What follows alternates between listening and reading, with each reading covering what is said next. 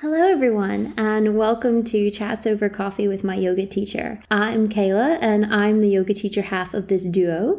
And yes, I'm real, to that one person who asked Peter after a gig. I am a real yoga teacher, and you can join me for yoga from anywhere in the world 3 times a week online. I also have an online yoga teacher training workshop coming up on the 14th of November, all about the nervous system and managing stress and how it affects our bodies, and it's only £5. So yeah, if you're interested, please join. All the information is on my website, which is my name, KaylaMcCormack.com. I hope to see some of you there. And now I'll hand you over to Peter. So Peter, what have you got going on this month? Hi everyone. Yes, this month I am, well I say this every month, I say I'm not doing anything special. I'm basically performing at a variety of mixed bill comedy shows throughout November in the United Kingdom. I'm all over the place, so if you did want to see me at a mixed bill comedy show, live dates are all at peterbrushcomedy.com. Yeah, I'm in Wales, the Northwest, Kent, Norfolk, so yeah, check them out if you're interested. I also wrote a new Substack piece in the last month. I'm not writing loads of them, I'm trying to make sure they're good rather than prolific, but that's about media and family secrets. It's sort of satirical, supposedly, but that takes about 8 minutes to read, according to them. If there's a link to that below in the show description, or look at peterbrush.substack.com. If you want to sign up and subscribe to that would be great, because I'm not prolific, so you won't be spammed, but I could do with that being a bit bigger than it is. Okay, so the show's coming now. I hope you enjoy it. If you do, feel free to spread the word. That's the only way it grows, really, is by word of mouth and stuff, so I appreciate anyone that says nice things. I hope you enjoy it. So, how was your holiday? I liked all your pictures. Yeah, it's great, yeah. Was it cold? It's not that cold. It isn't warm, No. But the Gulf Stream means that the actual island itself isn't frozen completely. They got glaciers, but... Okay. Yeah, it was like 12, 16 degrees. Okay. You should go. It's been on my list. Yeah. You'd love it, Is it I nice? think. Oh, yeah. I think you'd have a great time. I sometimes worry that it's going to be really touristy. Well, there were very touristy bits on like the Golden Circle tour and stuff. You're just getting in the way of people's selfies. And you sort of think, is anyone really appreciating being here, or they're just looking for good photo opportunities? Like, is that how we live our lives now, through the prism of what's going to look good on Instagram afterwards? He says, having posted 3 photo dumps of photos from his holiday. I remember when we went to Mallorca, and I remember I went up to, like, it was like a little pool area on the roof, and they had like a menu that you could call down the desk and order some things to come up. And then there was a couple beside us, kind of a little ways away, and I could tell there was something like they were a little bit distraught, you know, a bit upset. And it was like, oh, give them some space. And then in the end, I realised, because you just can't help it, when it's just you and one other couple, you're going to listen in, aren't you? Yeah, I mean... yeah, absolutely. Yeah. I'd bug them, stick a... and you slide over your microphone. No. Yeah. And and she was saying that she was really angry because he had opened the champagne, and she said she didn't want it, and she didn't want to drink it. She just wanted it for a video for Instagram. And then she stormed off. And I remember thinking like, ooh. That's pathetic. Awful. Like, that was just awful. Like, he obviously thought he was being really romantic and really nice, and he didn't say anything back to her at all, and he didn't even look angry. He looked upset, you know. And it was just like, you know, why would you order... I mean, it's fair enough you want to video your holiday and enjoy yourself, but she literally said she didn't even want to drink it. She just wanted to take a video of opening it. That's the line I never want to cross. It's really hard to get news out of America that's accurate these days, to be honest. I think you just have to question everything, because they got rid of those laws around their news reporting, so people can just lie now, which is really obviously detrimental to the quality of news. But good for entertainment. Yeah, fantastic if you want to have a laugh at how the world is ending. But yeah, we'll see. We'll give it another year. Maybe things will settle down. I think we all said that last year, didn't we? I've decided there's too many people in the world. So I went out yesterday. I left the house and went into town. So many people. I found like a tree and huddled under it for a bit because there were just so many people. I couldn't walk properly. Anyway, I've decided too many people in the world. They'll need to move to Mars. Well, they will eventually, I suppose. Won't they? So. That's going to be about as cheap as university eventually, isn't it? Yeah, Mars University. Yeah, there are a lot of people about, but we need people. We need to send some of them to Mars ASAP. Yeah. Well, it won't be good for GDP if we do that, though. Maybe we can still tax them. If you can afford to go to Mars, you're going to know how to get out of paying tax in a certain country, aren't you? You're like, no, my residence in Mars now. Yeah, but can we call it like New England on Mars? And then you still have to pay tax. Depends what entrepreneur. If Richard Branson gets there first, then maybe. But if Elon does, then not. Yeah.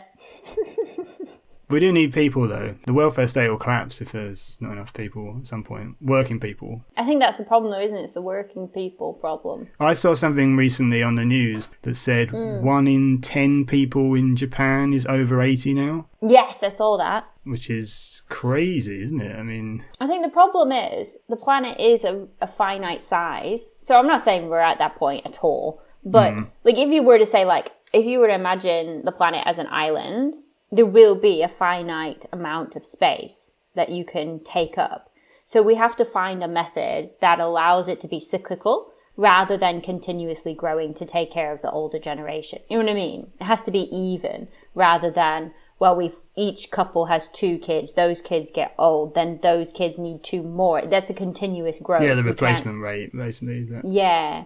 So you can't actually do that. There has to be a stopping point. So when we get to that point, which maybe in some places around the world you're at that point now, maybe not, maybe in Japan, but at some point they have to find an alternative to help you through that struggle point until it becomes even again, or if it was ever even. All developing nations have lower birth rates. I think we're below the replacement rate now. I think most Western countries are. I think Japan's like the biggest example because they've highlighted that as a problem for years, but we're all below it in the West. So that's why immigration, like people pretend that they want to stop it, but they don't. We've had more immigrants since Brexit than before. They're just from different places. So maybe they're contributing to care as actual workforce and also contributing to tax revenues to prop up the welfare state, etc. But if they become acclimatized to living here, then they won't have 8 kids and stuff. They'll be the same. So it's like a short-term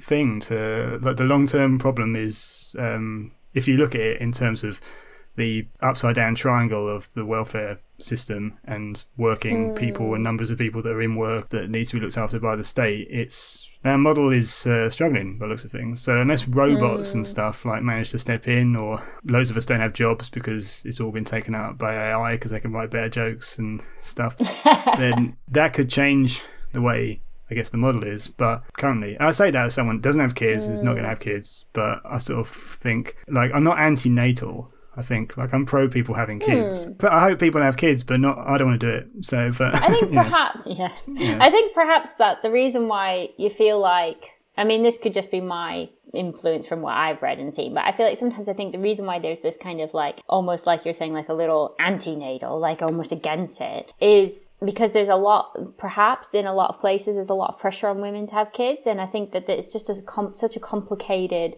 subject that if they feel like perhaps they're empowering other women to not feel like they have to, or something like that, you know what I mean, by being a bit more vocal and a bit more. Yeah, well, I mean, you shouldn't have to have them if you don't want them, but a lot of people do want them. And there's that whole thing about if you do want them, but also pressurized to make sure that you have some sort of career, so you don't do it early and then you leave it until you're in your late 30s and then you can only have one, and then I think people don't really know what they want, though. I think most of the time people think they want kids until they have them, and then it's horrible. So I think that okay, well, that probably does happen, but I don't mean to be mean. I mean, everybody loves the kids. I know that people genuinely will love, I think that is a natural hormone that tends to be excreted, especially by the female body, after you have a child. So there's was it oxytocin? Is it oxytocin? Yeah, I think so. When you're breastfeeding and stuff, there's lots of hormones in the body and stuff that encourage you to enjoy the experience. So that obviously from a natural kind of evolutionary point of view, you want to, protect the baby, keep the baby safe, love the baby. And some of that is transferred to man as well. Men have lower testosterone after they have kids. Apparently. I didn't know that. Yeah, apparently. There you go. It's in a book I read, so it must be true. So I'm not saying that people are going to like grow up to regret ever having the children that they've had, but I do think that people haven't had the educational point of view before having children that a lot of them probably need to have. Someone needs to sit them down and say, like, this isn't, this is something that will change everything. No longer are you going to want to do the things that you do because you're going to want to prioritize your children above everything else. Do you not really, I mean, I don't know, maybe you're right, but I don't know, do you not think people genuinely realise the severity of, like, bringing an entire human being into the world? Do you not think that they realise that? I mean, I know quite irresponsible people that had children quite early on, and it sort of sorted them out, like they've really... Yeah. If they fuck up now, it's a real fuck up. So they've got... Yeah. I think people know that it's a serious thing. Like, but do they know before it happens? Well, maybe it doesn't matter always because, you just get on with it, don't you? Maybe. I don't know. But I just think it's worth reminding that it's such a big thing. Yeah. It will change your life, and it is a choice. Yeah, you don't have to do it. At least when I hear people talk about it, it always comes from the point of view of like, don't ask people. You don't want to know their life story. They might be struggling to have kids and they can't, and it's none of your business. Yeah. And don't forget, people have a choice. You have a choice if you want to have kids. I think like it's more like that's what I see. I mean, maybe that's just because of the algorithms and things want to show me what they know I like. But that's the kind of side of things that I see when I'm noticing things, rather than like anti-natal or, really against it. It's more just like... So the other anti-natal aspects of this is that people hate kids, don't they? Like, in public life, if there's a child on specifically like a plane... especially a plane, like a train, any sort of like that's crying, everyone hates the kid, right? Is that a social thing? Like if you went to another country that was more pro-natal, would people frown upon you for complaining that there was a child screaming or something? Yes. My mother-in-law told me a story when she lived, I mean this was a long time ago as well obviously, but when she lived in the Netherlands, she was on a bus with my husband's older brother, and he was potty training and he needed to go to the loo. And the bus driver stopped the bus. She got off the bus. He had a wee on the side of the road, and she got back on the bus. No one would do that now. No. Here in this country, anyway. I mean, maybe that would be too disruptive anyway. I don't know schedules and stuff. But at the time, then, whenever that was, 80s or whatever, that was something that they did. And I think they were very kind of natal friendly in the Netherlands at that time as well. I remember saying her... daycare was really, really good and stuff like that. That's another thing, isn't it? That and childcare costs are so expensive as well. So that's just these things that are off-putting. I mean, you're not just having a human being is one thing, but the financial aspect of it. I mean, one of the reasons we could go to Iceland and spend stupid money on things is because we don't have a child. So and there's all the other stuff to think about as well. Like I didn't grow up with obviously the devices that we have nowadays. So if I had a child, what would be my stance on my young child having your average mobile phone, smartphone? And then if you were the parent that says, no, you're not going to have it, it's going to rot your brain, well, then you're that one parent in school. And then there's the environmental impact as well, not having the child, but like, toys and stuff. A lot of toys are very cheap, very plasticky. A lot of toys aren't made to last more than at most a few years, really. Yeah, kids put a lot of pressure on you to buy new stuff all the time, don't you? Or you and then if you're not, if you're the parent that says no, are you going to be the parent whose kid can't have toys? I don't know. Or just has wooden blocks or something, yeah. Yeah, exactly. Here's your wooden spoon in a pan. Go outside. Well, you've not convinced me to have them, so... Okay. I don't know, there will be people out there that have been looking forward to it for a long time. My mom always wanted to be a mom. She said that to me when I was a child. That I said, what do you want to be when you grow up, Mom? And she said, I want to be a mom. So I was like, fair enough. Well, a lot of people do, but that's the other thing. Is like, is it sort of not cool? Because now women can be whatever they want to be. Is it not? It's not. Well, I do disagree with that. With like, if you have kids, you should accept that that's going to be your top priority, and expecting yourself to have a career and a child, at least for the first 5 to 10 years of that child's life, is not a reasonable expectation of yourself. So it's a lie that you can have it all, isn't it? It is. And people that say they do have got a lot of support networks. And that's the only way you could do it. is have your grandparents watch the babies or put them in some sort of daycare or have nannies or, you know, stuff like that. And if you don't think you have the capacity to do that, whether that's financial or mental or whatever, you know, some people don't want to give their babies to someone else, you know, then you're not going to be able to do everything. I think maybe we need a little lashback on that sometimes, because I think there's this idea that women can do it all. And it's like, you need to be a bit more realistic with yourself, because all you're going to do is tire yourself out and then later down the line feel sad. Yeah. Anyway. Yeah, I don't know. Was that positive start? I don't know. No, not really. Yeah. Also, just a complete hypocrite, because I've just said I'm sort of like kind of pro-natal but don't want kids, and I complained about the fact that people complain about children being horrible and I don't like children. So, but everyone else should have at least 3 so that the replacement rate is up. Just on. Yeah. To compensate for me not doing it. In fact, someone needs got to have 4 for me not doing it, doesn't they? So, right, should we talk about abs?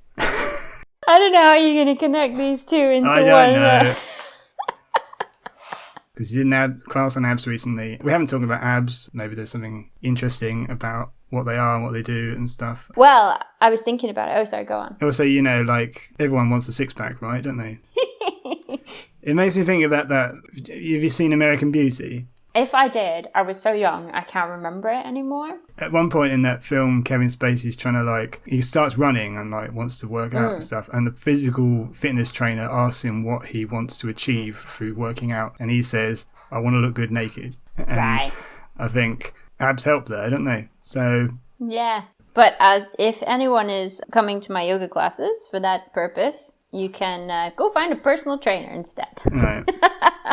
I'm not saying it doesn't, like, obviously have an impact on your life, but I think that is not the focus of a healthy body, because I think a lot of the time we've misinterpreted what looking good means. And over the years, it's always changed. I mean, over the decades, over the centuries, it's changed massively. So I think when it comes to those kind of idea of washboard abs, like, that's fine. Some people, you know, are prone to it, if that makes sense. You know, some people are, you know, more skinny and tend to have more definition and stuff like that. But there's a lot of, like, especially probably more females than males who actually have quite soft abdominals, because obviously with being able to get pregnant, abdominals are different. I mean, they're the same in terms of, like, yeah, they're muscles and they're there, but I mean, they're, you know, everything in the body is very different for a female to a male.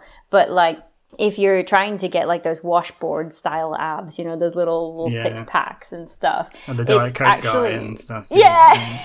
It's actually not exactly the most healthy thing you can do for your body. The best thing really is to grow the strength and the stability of the muscles. So I always like to describe it as if you imagine, like, a puma or a panther or something like that in the forest, and the cat is, like, climbing the trees and moving around. You wouldn't think, like, that cats... I mean, the cats can be pretty scary and pretty strong, and they're very graceful. And you don't think, like, oh, they're super tense. They're not, like, super tense. They're there, and they've got the muscle, and they know how to use it, and they move in a really healthy way. And that's kind of the idea of strengthening your abdominals. Because when you strengthen your abdominals, so your abdominals are at least 3 layers, you could think of them like that. So the ones that are right at the top, they don't support the spine, or at least not as much as the ones that are on the spine. So, like, you've got, like, lots of layers of muscle through the belly area of the body. And you even have, I know we talked about this in our sitting or anti-sitting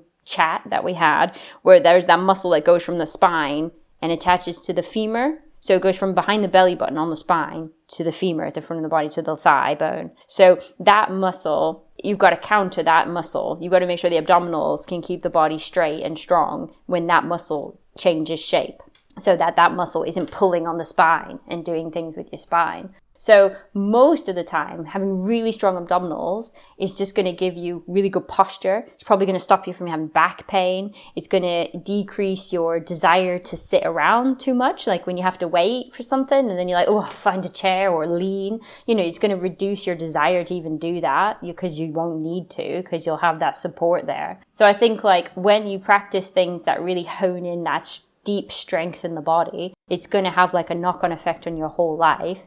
And then maybe when you've got that strength, you could consider doing a few extra crunches so that you get something a bit visible. But you just have to be really mindful. Not all bodies are going to look like that. Not all bodies are even going to be able to get the muscles to look like that, even when they work really hard. I mean, there's also something about like, you know, the separation between the muscles in the front, and that's really not a good idea. So that line that, you know, what makes it 6 rather than 3, the line down the middle. Some people really want to emphasize that line, but honestly, don't nitpick about your body like that, because you have that's a fascia line. That's a connective tissue. You have no control over what that's going to look like. And some people complain that maybe they're wonky and stuff as well when they start to get, you know, more definition in their abdominals.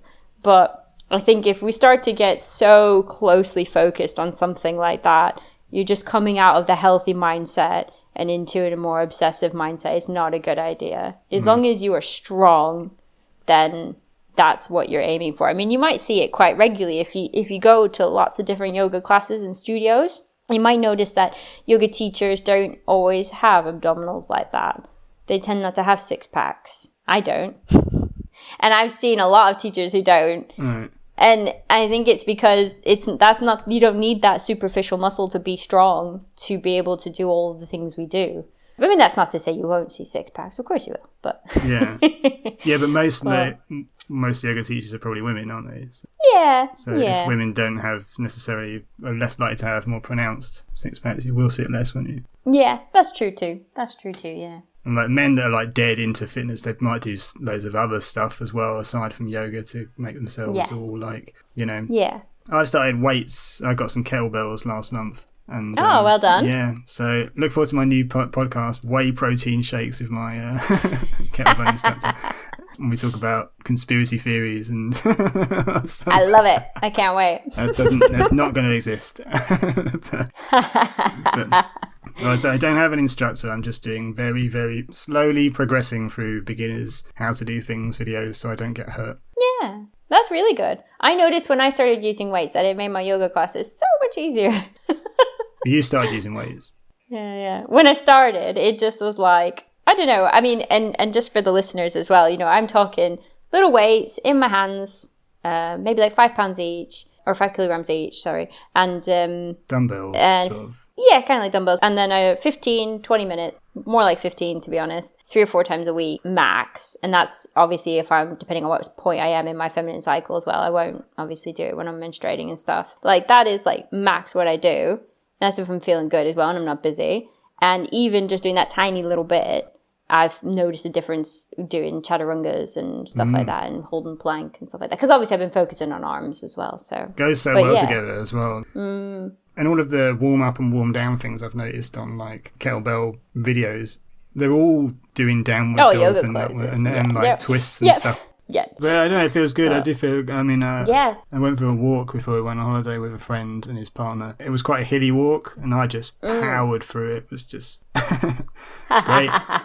I mean, that won't just be a month's worth of doing weights, but yeah, it wasn't taxing at all, which is really good to feel like that. Yeah, I mean, you get a lot from a yoga practice, a lot more than people think, because obviously you can get so much. You can get your strengthening side of things. Obviously, using weights is always going to add that little bit more. But like, even if you don't use weights, if you're brand new to exercise, then you don't have to use weights. You know, you can just go for your strengthening. You can get your cardio from your yoga if you go fast. And you do lots of sun salutations and vinyasa classes, and then obviously your stretching is very similar in a yoga class than it would be in a cool down from other classes. I have people regularly tell me after class, oh, we did this, I do that all the time in my blah class after we do blah or something. And I'm like, yeah, I know, because you know, moving your body is normal. Like it's the thing, it moves in certain ways, so it's gonna overlap and people are gonna, I wouldn't say nick things from yoga, but I mean yoga is 5,000 years old, so you could say the nicking things from yoga. You could say, but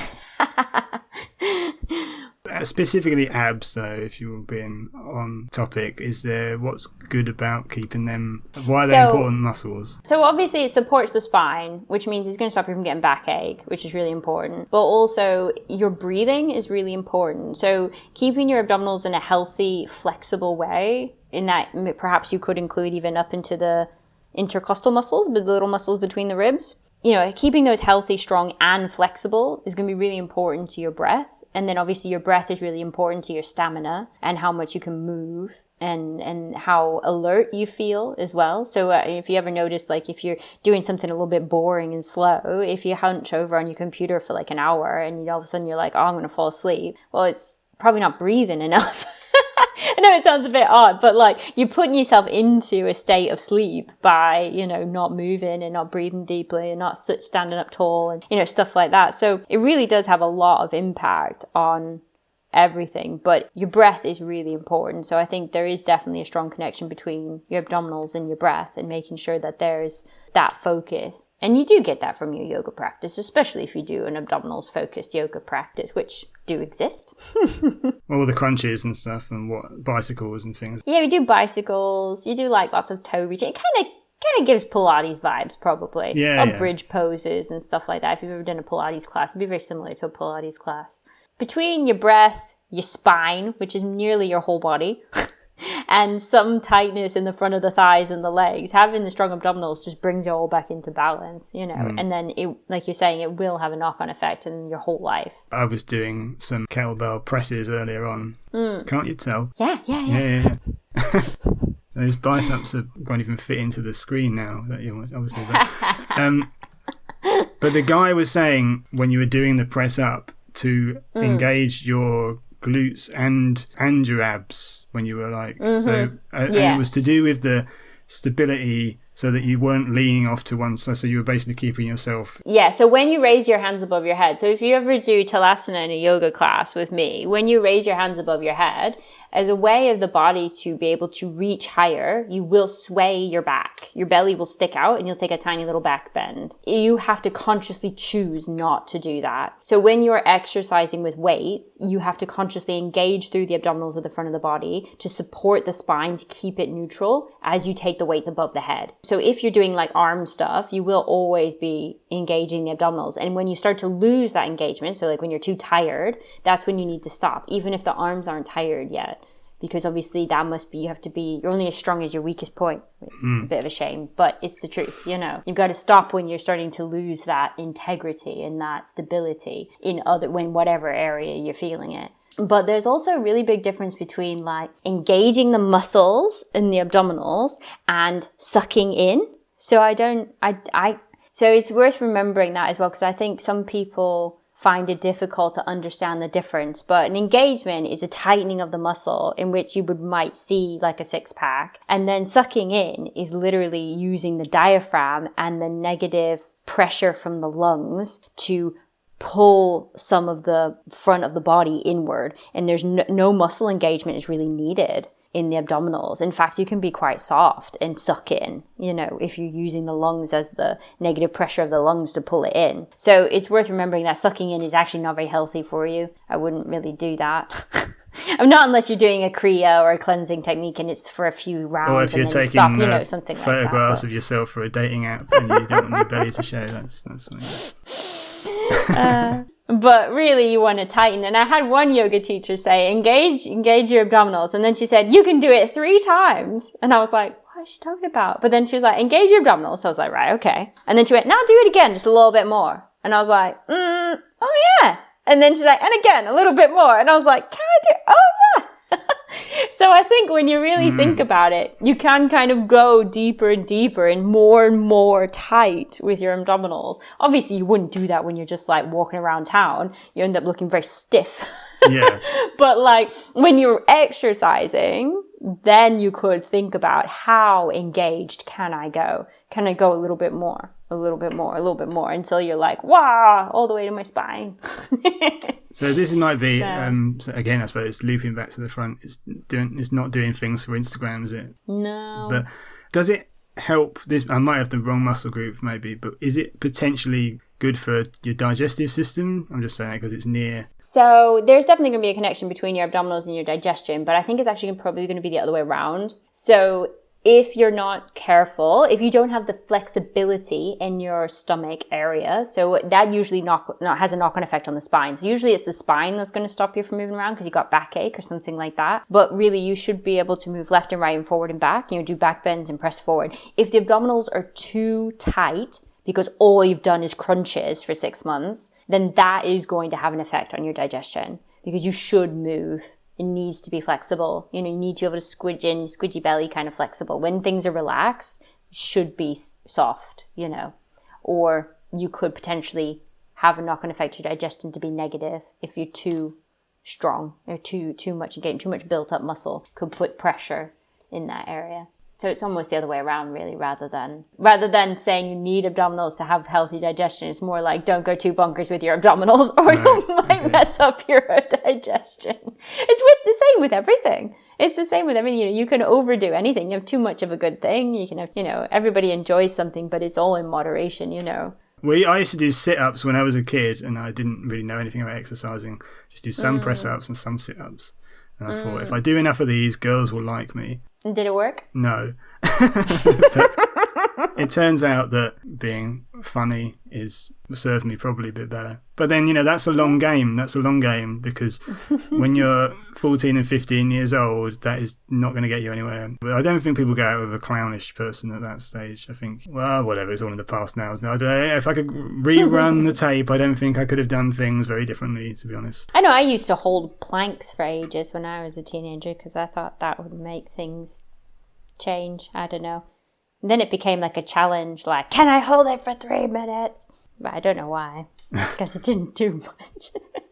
I think at that age, when you're a teenager, you're just trying to learn what you can do and what you can't do and how to challenge yourself. And you're building muscle in those years. So anything you do is like super easy and helpful. And then as you get older, like past 30, you're no longer building muscle. So you have to do stuff to build the muscle. It won't come of its own accord. In fact, you lose it if you don't do anything. So bit of a shame, but... But I think probably at that age, you probably do want to look good naked, because that's that's why you're thinking about it. That's what you're thinking about. That's why you're doing any of that, probably. You can get an ab implant, can't you, if you really want? Oh my gosh, I forgot about those. That's it. I thought AI and Photoshop was bad. Yeah. Now I can't even trust human beings. Thank you so much for listening to our podcast. I really hope you enjoyed it. But you must have, or you wouldn't have got this far, right? If you have any thoughts on the podcast, we are all ears. Please do reach out. We're going to be taking a little break over December, so stay tuned for more awesome and enjoyable listening starting back up in January. Enjoy the rest of 2023, and here's to an awesome 2024.